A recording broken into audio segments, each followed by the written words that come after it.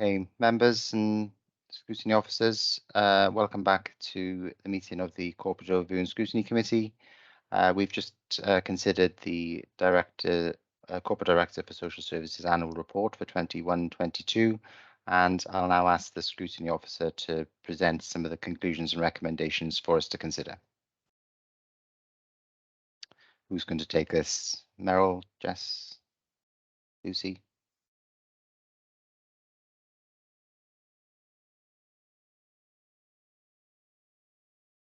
Sorry, Chair, I don't think Mel's been able to rejoin us. Oh, isn't she? Okay. Technical difficulties, is she? I'm not sure, to be honest, but I'm certainly I may be able to assist. Who was pulling together the conclusions, Jess, or all of you, or were you on point? No, I believe Meryl was doing so. I did see her briefly over the break. Well, perhaps we should wait for Meryl to rejoin until do that. I'll try and call her now. Okay, no problem. Thank you.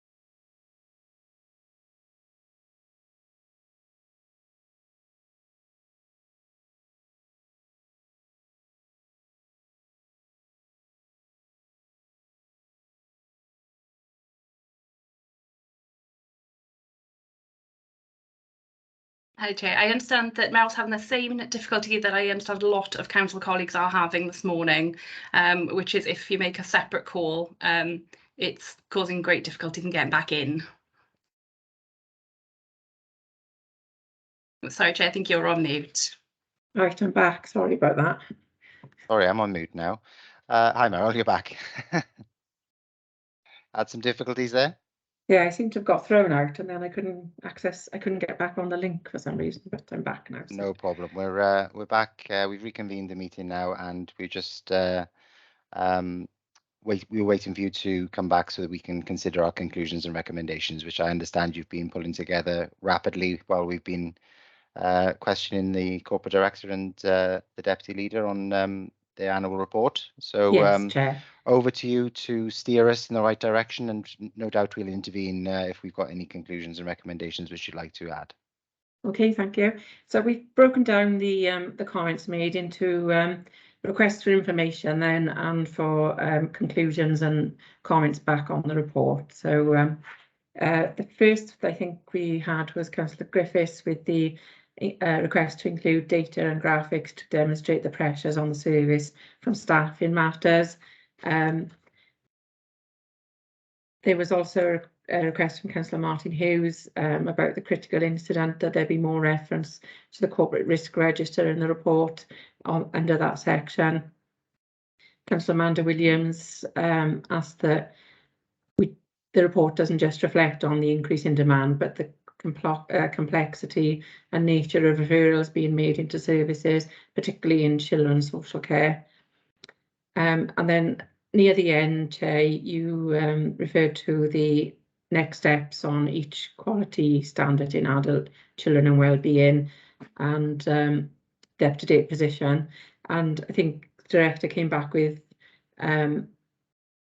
it'll be reflected in the corporate plan and the director business plan, but also that they provide a 6-monthly update on those standards as well. Near the end, then we talked about the budget and the 12.8 million the 12.8 million pressure with a shortfall of 7.2 million, and where is that in the directorate? And the Councillor Martin Jones proposal that the committee write to Welsh Minister to support the Deputy Leader about the budget pressures. And just tying into that, the information that's been requested throughout the meeting then was that the Deputy Leader is going to circulate her letter to the Minister for information to members.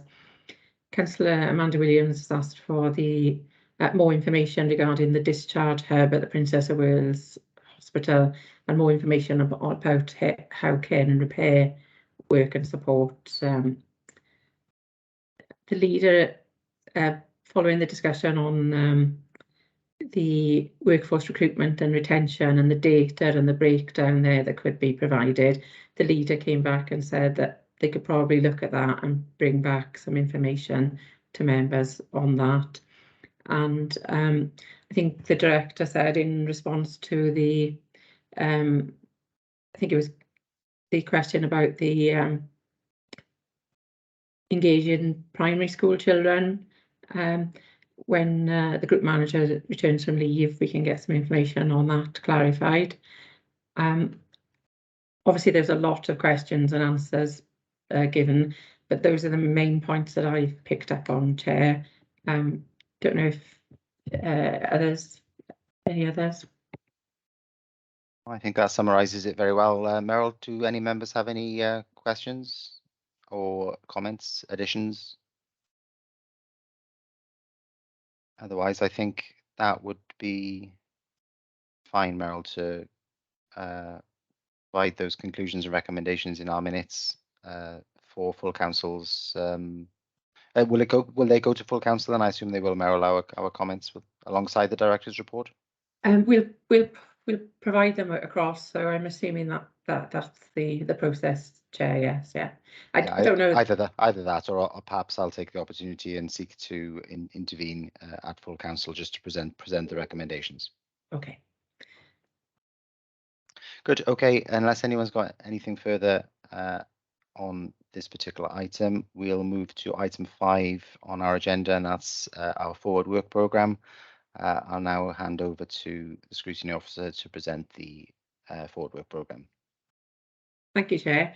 So the committee approved its forward work programme at the previous meeting on the 21st of July, subject to the inclusion of a number of reports which have been added to the forward work programme attached to Appendix A. And myself and the Scrutiny team is currently liaising with regarding the scheduling of the reports, and we'll report back to you shortly. I know there was a discussion about sort of prioritising reports, and I'll hand back to you in a moment. I'll just reference that the Subject Overview and Scrutiny Committee forward work programmes will be reported to the next meeting of Corporate Overview and Scrutiny Committee for oversight of the overall forward work programme, and that there is a recommendations monitoring action sheet for the previous meetings attached to Appendix B, which tracks responses to the committee's recommendations at previous meetings. Members will see that for the June meeting, the update that the call-in recommendations will be reported to Cabinet on the 13th of September, and yourself will be attending to present that from the committee. And I think on the next page, page 104, there were 2 items requested, information on insurance claims and revenue reserves, and we received the information and circulated it after the report went out. So just to update the table to say that we sent that out last week, and we'll continue to chase the information for the July meeting and report back to officers as soon as possible. Chair, I'll hand back to you for any questions or comments from members. Thank you very much, Meryl. Just from my perspective, as well as the agendas for the individual scrutiny, overview and scrutiny committees, is it possible for us to receive an action log and conclusions and recommendations for each one of those committees following their meetings, so that we can keep an oversight of, a corporate oversight of their work? I think that would be useful for us. I'll go to Councillor Martin Hughes now. Thank you, Chair. Yes, it's on page 101, the DFGs. The issues were discussed previously and some points were very well made. My request is if we can schedule a discussion before the year end, before the contract with Neath Port Talbot expires. Thank you. Thanks very much, Councillor Hughes. I think we'll try and do our best, won't we, Meryl, to schedule that as soon as is practicable. Councillor Amanda Williams. Yes, Chair, if I could just add as well, I think there was an action item there that says we'll have a written response from the officers on where they are with that currently at the end of the year. So, but that will come to us fairly swiftly, and then we can get the report as quickly as possible for you as well. Good, that's great, Meryl. Thank you. Councillor Williams. Thanks. I wanted to support that because in the report earlier, we were told that there are a lot of in-house vacancies. So if we're going to be taking this back from Neath Port Talbot and we're no longer using Bridgend Care and Repair for the larger DFGs, I understand there's quite a considerable waiting list as it is, and these are some of our most vulnerable residents in the community who need this equipment and these adaptations so that they can go about and live their lives the best that they can. So I think it is an urgent one for the forward work programme. Thanks. Thank you, Councillor Williams. Councillor Martin Jones, please. Thank you, Chair. Could I please suggest that we review the housing crisis that currently exists across the County Borough of Bridgend? I'm sure it exists elsewhere in Wales. Perhaps we could have a look particularly at a partnership approach. That is to say that registered social landlords, those who provide privately, act as private tenants, and of course our own housing officers, perhaps we could invite them to a scrutiny committee where we could look at in depth the partnership working between all three, and I'm sure there are many others as well, to just be satisfied that the full partnership mechanism is working. Thank you. Thank you, Councillor Jones. Councillor Amanda Williams. Thanks. I just wanted to support this too.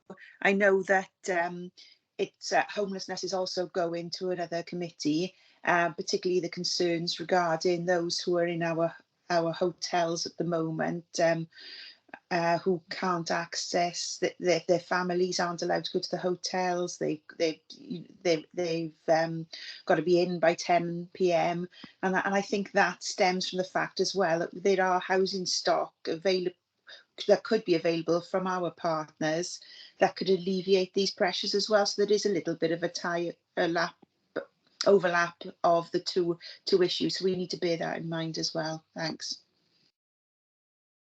Thank you. Are there any other members who'd like to contribute? The only other things that I would mention are the delivery of the cost of living payment scheme, which has dominated our inbox since the delivery begun. And our overwhelming issue of our overwhelming corporate issue of workforce retention recruitment, which we will have to look at some point. Of course, the question is how we prioritize these items.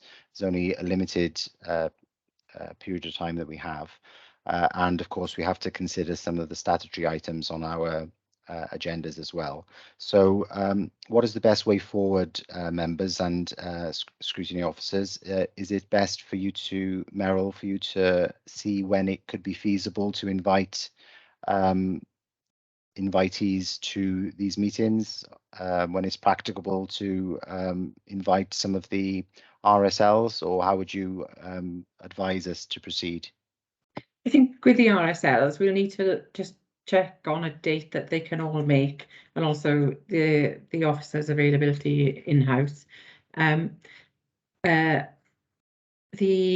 think the cost of living one can be brought quite quickly, either to the next meeting or the one after. Sorry, just go back to your list.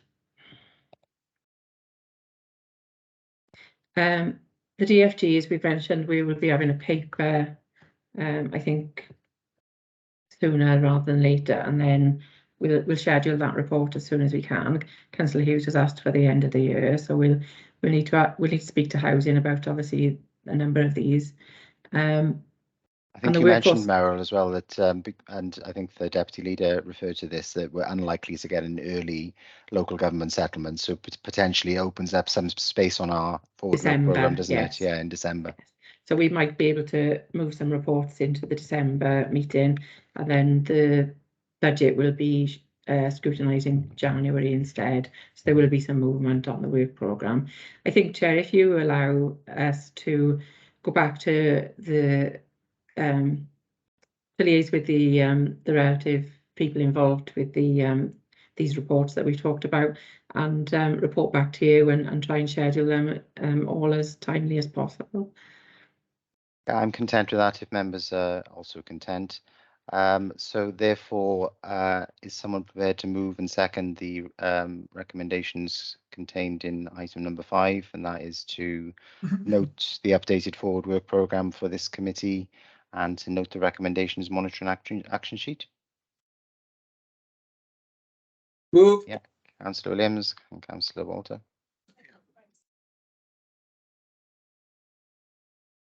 Sorry, I was going to move it and also Okay. say that we need to be ensuring that the 2 items are as urgent as possible, because homelessness and the disabled facilities grants are imperative, because I think we're at breaking point now for some of these individuals in our localities, and we need to make sure we're doing all we can as soon as possible to make things better for them. Thanks. I think we'd all endorse that, and Meryl will try and schedule it as soon as possible. So unless there are any further comments on that item, we'll move to item 6 on the agenda, and that is urgent items. There are no urgent items of business in respect of which notice has been given in accordance with Part 4, Paragraph 4 of the Council Procedure Rules. So I'd like to thank members for all of their contributions and attendance today, and you would be just in time to find out who the new Prime Minister is. Thank you very much. Thank you, Chair. All the Thank best. you. Bye.